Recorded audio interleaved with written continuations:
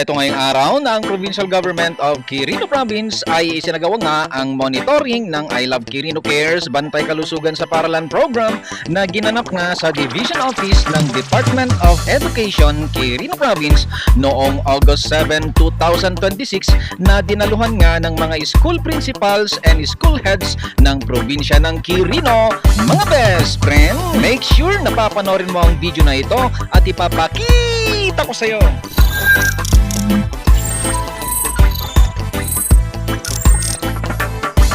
So mula nga dito sa Barangay Zamora Gymnasium ay patungo nga tayo sa Division Office ng Department of Education ng Quirino Province upang atin niyang daluhan at masaksihan ang pagpupulong nga ng mga school principals at mga school heads together with the Provincial Government of Quirino para pag-usapan nga at mamonitor ang progress ng isinasagawa ngang libreng feeding program, mga best friend. At ilang sandali pa nga ay narating na nga natin ang Division Office ng Department of Education ng Quirino Province, mga best friend. Umuna kakabsat, ay ayatid mi nga school heads.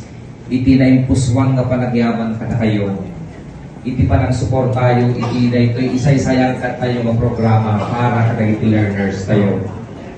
Amumi, muna nga punto ni Sir Joel, yung administrative matter, we know how heavy it is na may isa kayo nga mangi-111 iti pagkadalan na gikandak tayo. Ngam, hanggang kagbaling effective learner na gikandak tayo, kasi alam ko din, isa akong ama, na di anak ko hanggang mambigat bago sumurad. Correct? Iti style na namin, no? And I want you to try also. Iti feeding da. Right after the flag ceremony, mamigat na gitubing. Ngamin, adult ubing ang naman mamigat even my son. Kaya gusto nga kung pilitin nga isurot-surot, ikamat-kamat ko yung kutsara, tanong mga lang kitang lumasubo, piman, yan ako, bago sumurad. And natuwa ako, no? Very effective. At saka win-win solution din yan sa mga canteens natin. Ngamin, bigat pa lang na nga ubingan. No, di manon to di alas 9, 9:30, mabisinto manan, mapantag to gumatang di kantin. Tapnohan tayo nga kaapa, nagidi kantinero tayo.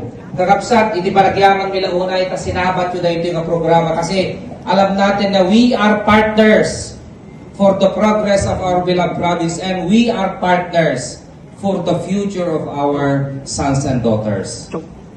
Because the province of Quirino is investing in human capital.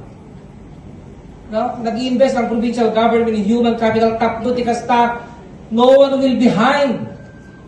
Sa pasap, may isa ka man nga nalumag nga ugad adal kan may isa ka nga nakutong nga panak diyan ko. Makaraman lang ta tinauimas nga special nga kunada nga lugaw, naimas nga sopas, naimas nga ginataang munggo, naimas nga pansit. Ang aming tayo kung makaraman, kano dapat sobrana, oray naging teachers, makaraman maglata. Malaksid lang ng school head, pinayaban ni PSDS, uno pinayaban ni SDO, may copies. Di may bagat lang kapsap, itinagan ako ni provincial government, kaya dadalawan ni Governor Dax, ni Congresswoman BD ni Sir Juni, no? Na iyabrasa may kada kaya ako, itinaypuswan nga panagyaman kada kayo. Iti pa nang sabat yung ako dahil yung programa para kadaging andak dahil. Sabay lang kumatang, tultuloy tayo dahil ito yung programa nga naiyanakan, nga naisayag ka tayo. Kita tayo in the near future na mas efficient and effective pa dahil yung programa nga may program para kadigilandak tayo. Ang layunin nga ng activity na ito ay para mamonitor nga ang naging epekto ng unang isang buwan na pamamahagi nga ng libreng pagkain sa mga mag-aaral na nasa elementarya, mga best friend. Higit sa lahat ay para masubaybayan na rin ang implementasyon nga ng programa at kung paano pa ito mas mapapaganda at mapapabuti upang mas lalo ngang makakatulong at mabantayan ang bawat kalusugan ng mga bawat mag-aaral ng Quirino Province, mga best friend. Nakatanggap nga din ang mga school principals at school heads ng karagdagang pondo para nga sa patuloy at tuloy-tuloy na implementasyon nga ng feeding program nga na ito na aabot nga sa 201 days lahat-lahat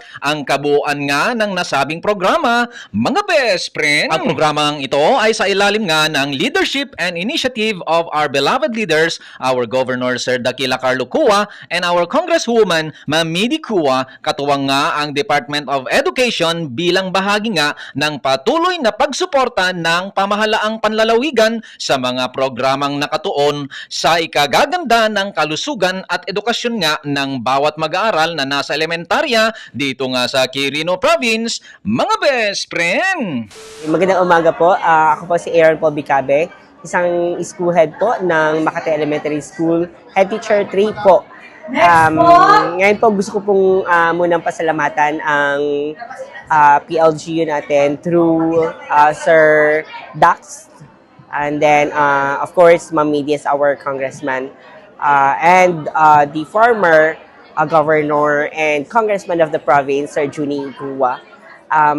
Ito pong kwa natin ngayon, feeding program, napakalaking tulong po para sa ating mga mag-aaral dito sa province of Quirino. Dahil dito, nabibigyan po ng pansin ang sa kalusugan ng mga bata. No?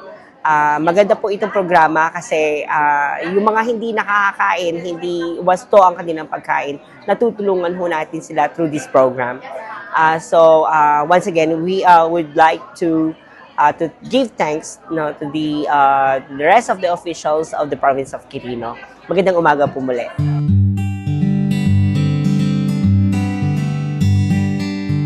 At kung sakali mang umabot ka nga sa parte ng video na ito, ay maaari mo bang i-comment kung taga saan ka para malaman ko din kung saan naabot ang video na ito. At kung sakali mang hindi ka pa naka-follow, baka naman, favor naman mga best friend, baka pwede naman po ninyong pag-follow at suportahan yung isa kong Facebook page, Best Friend ng Quirino.